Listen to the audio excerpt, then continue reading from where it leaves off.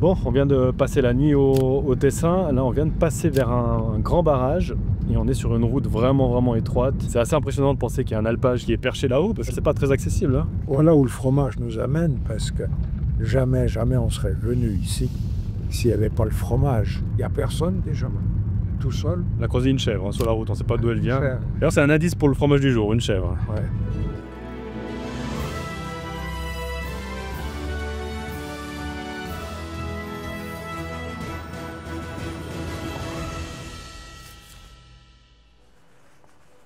Oh là là, Michel, regarde-moi ça. C'est de la folie, hein.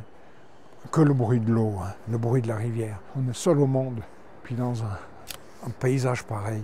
Donc, on est toujours au Tessin pour notre deuxième fromage tessinois. Depuis ce matin, ça fait 1 heure qu'on est monté dans cette petite vallée avec plein de lacets très étroits. On a longé ce barrage et on se retrouve là où on doit faire encore un bout à pied pour atteindre l'alpage.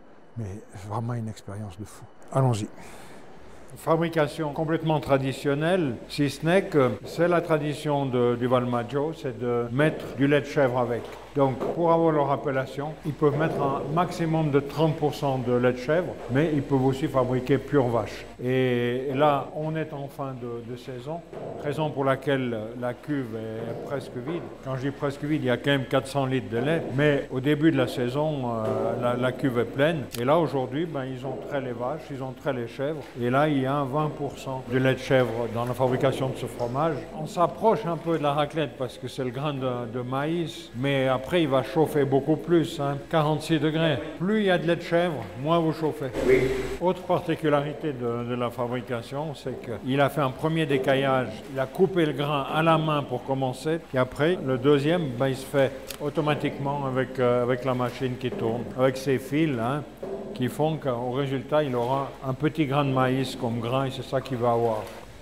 J'ai peut-être l'explication pourquoi on a trouvé cette chèvre toute seule, parce que Dario vient me dire que son cousin a un alpage un peu plus loin et malheureusement les chèvres ont été attaquées par le loup et ça devient un petit peu un problème ici dans la vallée, dans le Valmaggio, parce qu'il a son cousin plus un autre alpage qui ont été attaqués par le loup. Lui, heureusement pour l'instant, il est épargné. Il y a l'obligation du cuivre pour fabriquer. De temps en temps, quand l'alpage est fini, vous fabriquez en bas en inox. C'est mieux ici, c'est mieux avec la chaudière et le cuivre. Le même lait de le jour avant, le jour après, si je fabrique ici et le jour après je fabrique à Fusio, ça change le fromage. Donc il y a une raison pourquoi il faut du cuivre, certainement que ça influence quand même un peu le goût. C'est comme la polenta, tu la fais dans le paillolo en cuivre, ça va. Tu fais dans le paillolo en inox, c'est pas la même chose. C'est pas la même chose.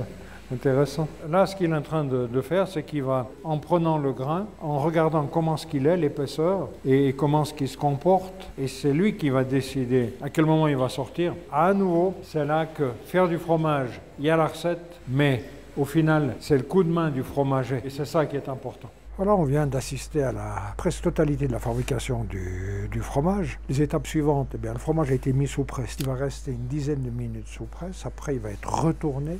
Et c'est là qu'ils mettent les premières marques, la marque du DOP. Après, ils vont mettre la marque au talon 20 minutes plus tard. L'important de retourner chaque fois le fromage sous presse, c'est pour favoriser l'égouttage. C'est important que le fromage s'égoutte tranquillement et bien. Mais aussi pour avoir une régularité dans le fromage, dans la forme du fromage. Si on laissait le fromage sous presse pendant 12 heures ou 24 heures comme ça, sans le toucher, on aurait des fromages qui auraient des épaisseurs d'un côté et de l'autre, différence qu'on appelle la casquette, où le fromage serait irrégulier et c'est pas ça qu'on veut. On sent qu'on est en altitude, le souffle un peu court. À 1800, on n'est pas encore en haute altitude, mais on a vu la fabrication. C'est le moment d'aller voir un petit peu le résultat en cave. Comment est-ce qu'ils travaillent, comment est-ce qu'ils les nettoient. Et regardez les chèvres, elles sont là, elles sont bien. Pour les chèvres, c'est leur dernier jour à l'alpage. On sent d'ailleurs peut-être qu'elles aiment moins le froid, parce qu'elles sont un petit peu amorphes. Elles sont en attente de repartir en plaine, où elles seront certainement mieux. La tradition de mélanger lait de vache et lait de chèvre, ça date de très longtemps en arrière. C'est vraiment dans cette vallée Valmaggio qu'ils ont toujours fait comme ça, avec ce maximum autorisé de 30% de lait de chèvre, qui donne aussi un équilibre, parce que s'il y avait plus de lait de chèvre que 30%, le goût de chèvre dominerait. Entre 20 et 30%, on a un bel équilibre entre les deux. C'est froid, on habite en cave. Oui, oui, allons nous réchauffer dans la cave. Il y a un bon parfum qui se dégage, c'est impressionnant. On a bien là-dessus. Et on a ici de nouveau le numéro, le 42. Ça veut dire que ce fromage a été fabriqué le 42e jour de l'alpage. Christophe est en train de nettoyer, va nettoyer les fromages. Ah, voilà. Oui, il les essuie simplement, hein, ça s'arrête là. Je comprends pourquoi il me dit que la machine ne sert à rien. Mais quand on voit travailler à cette vitesse-là, la machine, ça ne servira à rien. Ah, lui, il a le coup de main, là.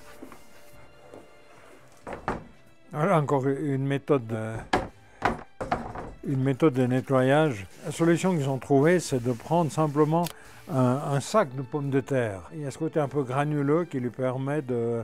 Quand il a un peu plus de champignons dessus, qu'il veut un peu enlever, lisser un petit peu, ben il prend ça, qu'il gratte avec ça. Ça permet de gratter un petit peu le fromage. C'est vraiment une machine, hein, l'efficacité qu'il a. Donc on va le prendre en cave chez nous, Michel. Oui. En 5-7, il vous fait ça. Christophe m'explique pourquoi il n'utilise pas la machine. Bon, déjà au vu de la rapidité de travail à la main, je pense que s'il travaillait avec la machine, il ne serait pas aussi efficace.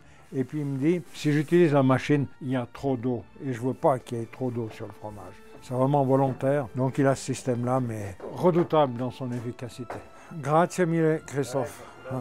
Donc, départ maintenant pour la cave pour procéder à la dégustation. Alors, avec Giorgio Dazio, on est dans la cave, mais il y a une belle histoire familiale d'alpage chez vous. Ah oui, oui, c'est une histoire plus ou moins longue, de plus de 100 années. Plus de 100 années. C'est chaque fois les enfants qui reprennent. Oui. Toujours la famille. Toujours la famille. Mon grand-père, il a vu 6 masques et 5 femmes. Tous les 6 masques sont passés par ici. Ils sont restés mon père, qui était le premier de la famille, oui. Et mon oncle, qui avait 10 ans. Mais mon oncle, il a encore 2 vaches. Il a 81 ans. Il a encore 2 vaches. Et puis maintenant, la génération d'après. Maintenant, j'ai le fils qui a décidé de continuer. Et maintenant, lui, il a une fille. Mais aujourd'hui, il n'y a pas de différence de filles ou de garçons. Si vous faire, il le fait. Ouais. C'est magnifique, hein. 100 ans, plus de 100 ans à l'alpage. Alors, ce fromage, bon, il y a la marque hein, au talon. Il y a sur la marque. Alors, moi, j'ai simplifié parce que sinon, le pièce n'était pas grand suffit. Je fais C, la torba, que ça veut dire Campo la Torba. Et puis, on a maintenu le Valmaggia parce que la Valmaggia, c'est une région.